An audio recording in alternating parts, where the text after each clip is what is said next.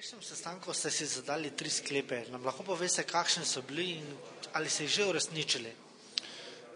Torej moram reči, da 2 od 3 sta praktično že izpolnjena. Bil je takrat, da se postavi prometni znak omejitve hitrosti, to je bilo realizirano nekaj dni zatem. Drugi je bil, da ko se odprejo asfaltne baze, se bo torej prioritetno zadeva torej hitrostno reševala tudi z cestnimi ovirami oziroma dvignjenim prehodom za pešce. Nalog je že dan. Jaz pričakujem in danes smo ponovno zadolžili komunalno direkcijo, da dejansko prioritetno rešuje in jaz sem prepričan, da bo v najkrajšem možnem času to narejeno.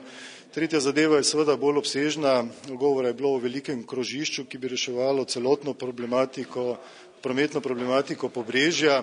Še enkrat poudarjam, prometno problematiko Pobrežja in v sklopu tega tudi cestno podjetje Maribor, vendar pa zaradi zapletov že na prejšnjem sestanku, predvsem mislim tukaj na gasilce, ki jih seveda tudi razumem, po drugi strani je to odpadlo, zdaj je prišla do nove variante, torej posebnega dovoza za težke kamione navzdol, vendar je treba to še nekaj stvari preveriti in sklep današnji je nekako, da bomo v najkrajšem možnem času podali neke informacije, torej okoli lastništva, okoli nekega samega terminskega plana in pa seveda okoli finančnega zalogaja, ki bi to pomenil, ki pa ga bo, še enkrat poudarjam, prvenstveno seveda reševal CPN.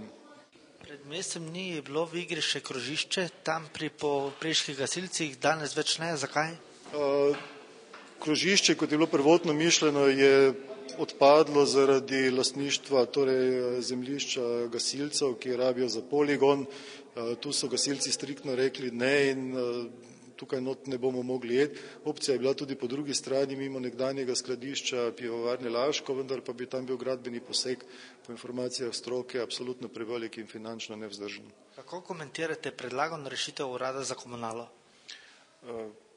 V bistvu nekega specifičnega mnenja, glede na to, da sem sliko danes videl, niti ne morem podati.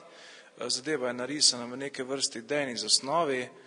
Dejstvo pa je, da je zato treba odpreti definitivno projektno nalogo, umestiti traso v prostor, spremeniti prostorske plane in še marsikaj druga, da bomo lahko o tem se resno pogovarjali. Pa je po vašem mnenju izvedljiva? Se pravim, težko ocenjujem zdaj na prvo žogo, kot se reče, lepo po mariborsko.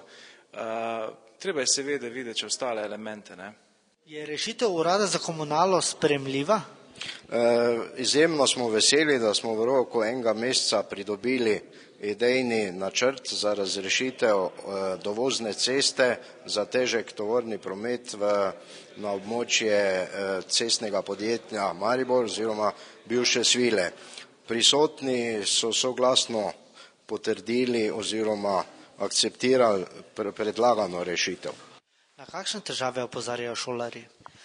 Šolarji opozarjajo, da pot iz smeri Drave postaja vedno bolj nevarna. Otroci na svoje poti nimajo možnosti varnega prihoda v šolo, kajti tukaj se zdaj promet povečal, predvsem tudi tovornih vozil, prav tako pa iz ostalih smeri, ker tovornjaki vozijo potem tam glavno na Čufarjevo cesto, je tukaj promet povečan in s tem je varnost, ki je nam na prvem mestu ogrožena. Zato se nam zdi zelo pomembno, da se promet spelje drugje, predvsem tovorni promet. Koliko šolarjev je dnevno na teh poteh? Na teh poteh z te smeri jaz mislim, da prihaja vsaj tretjina šolarjev iz obeh smeri, to pomeni tam okoli 100 otrok. Tukaj iz te smeri, ki je pa najbolj ogrožena, kjer tudi ni pločnika, pa mislim, da okoli 10 otrok. Ampak nam je pomemben vsak otrok, vsak posameznik seveda.